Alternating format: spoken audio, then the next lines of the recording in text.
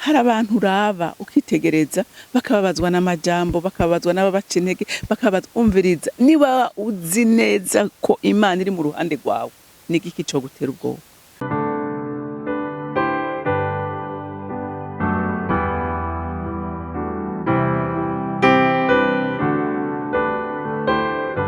Bakunzi bahori CANAAN TV, ndanezerewe kandi gusubira guhura namwe ngo tuganire ijambo ry'Imana.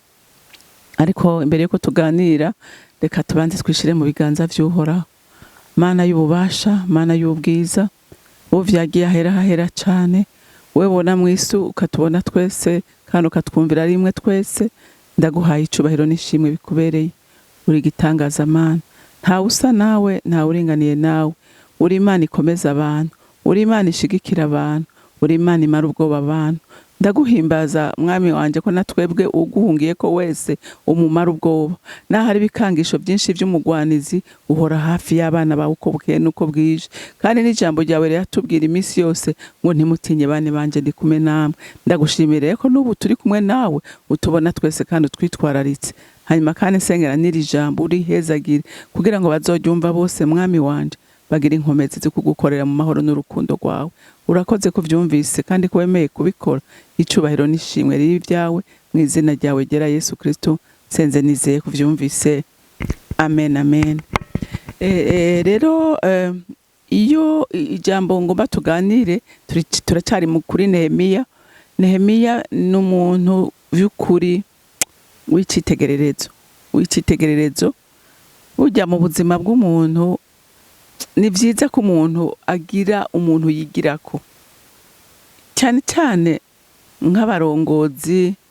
Woje urigira ku bantu bashoboye, ukaraba ingene bakora, ukaraba ingene bitwara, hama nawe ukagera ikirenge mu cabo. Haleluya. Burya itagira icitegererezo biragoye ko ushobora gushika kure. Ariko iyo ufise umuntu wigira ko avuga ngo nanje ndifuza kumera nk'ujya muntu, kenshi bigira ingaruka nziza mu buzima bw'umuntu.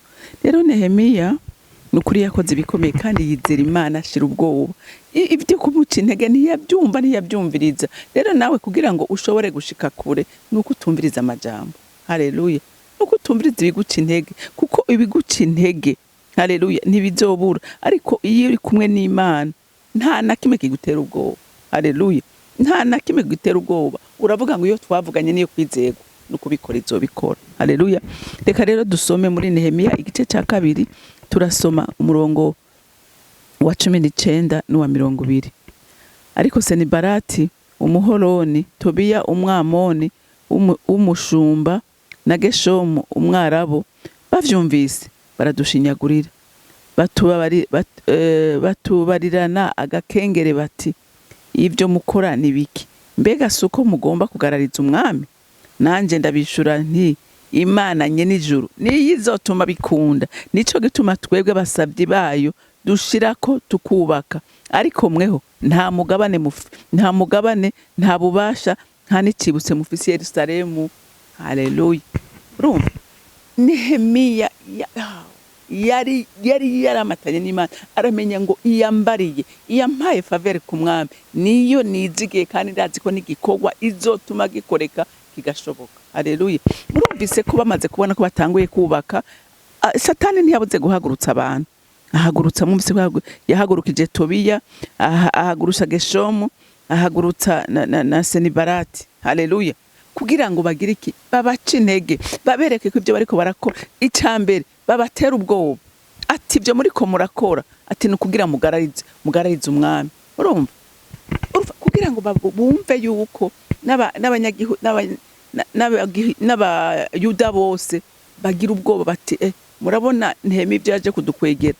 Ubu umwami ntiyabyumva, urumva ko atanguye kuvuga ibi, bazomuja mu matwi bamubwire ko turiko turamugarariza, hama azatumare n'abari basigaye abamare.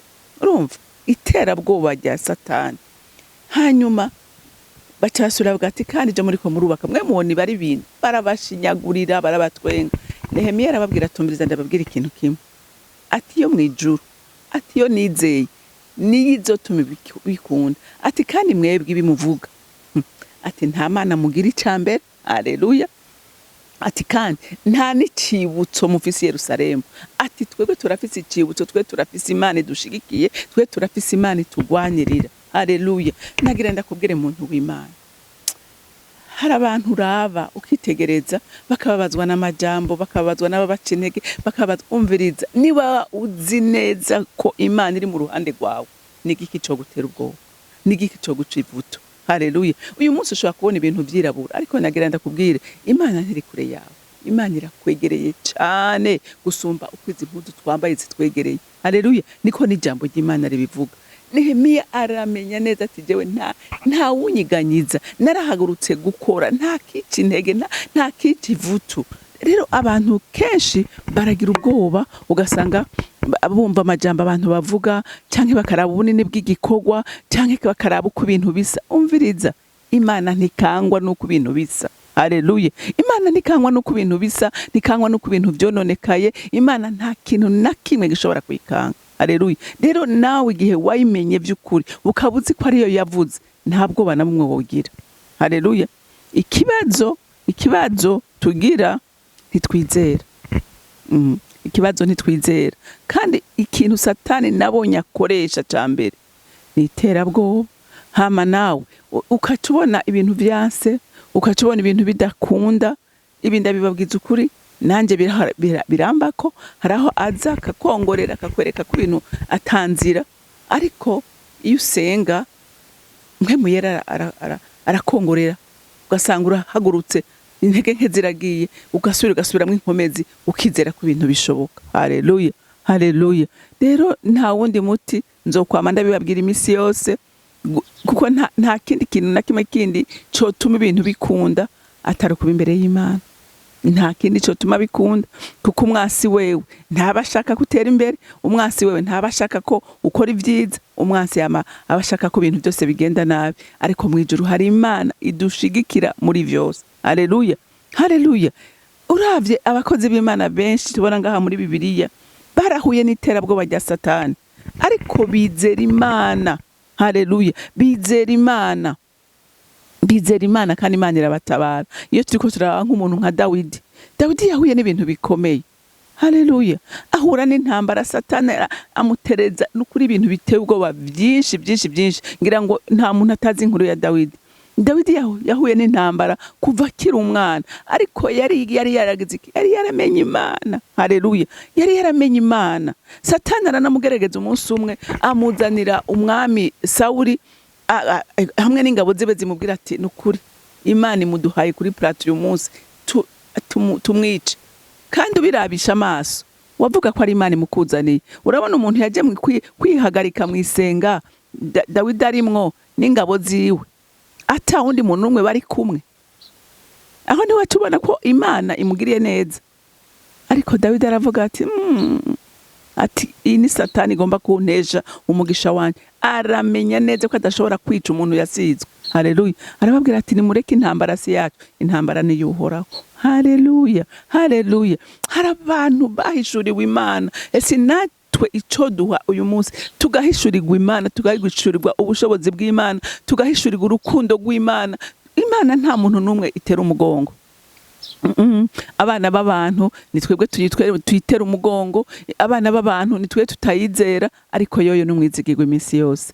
Rero Imana yo mwijuru ibashigikire mu byo muriko murakora. Ufise imigambi myiza by'ukuri Imana yishigikire. Haleluya. N'uwari afise mibi ayireke, kuko nta mugisha urimo. Umugisha n'abantu bafise imigambi myiza, ibikorwa vyiza bihesha icubahiro Imana. Reka rero tugeze ngaha, sosubira kuganira ku munsi w'ejo.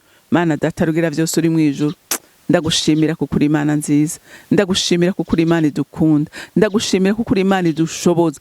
Ega mwami ntushoboza abashoboye, ariko ushoboza abiteguye gukora bose, kandi abiteguye uhagararana nabo mu gikorwa, ukabashigikira, ukabakomeza, ugapurva ibikwiye n'ibikenewe byose kugira ngo igikorwa kigende neza. Wemere rero uhezagira umuntu wese azokumvira ijambo. Mwami wanje, uwakora nabi wese ahindukire ko nta mugisha urimo, abakora neza ubandanye kubavomerera no kubasiga, kugira ngo babandanye gukora ibikorwa byiza byubahisha izina ryawe kandi bibere umugisha abo waremye. Urakoze kuvyumvise kandi ko wemeye kubikora. Icubahiro n'ishimwe bibi vyawe, nkaba ndabisenze ndavyizeye kuvyumvise mu izina rya Kristo Yesu. Amen. Amen. mwarahezagiwe, mugire umunsi mwiza.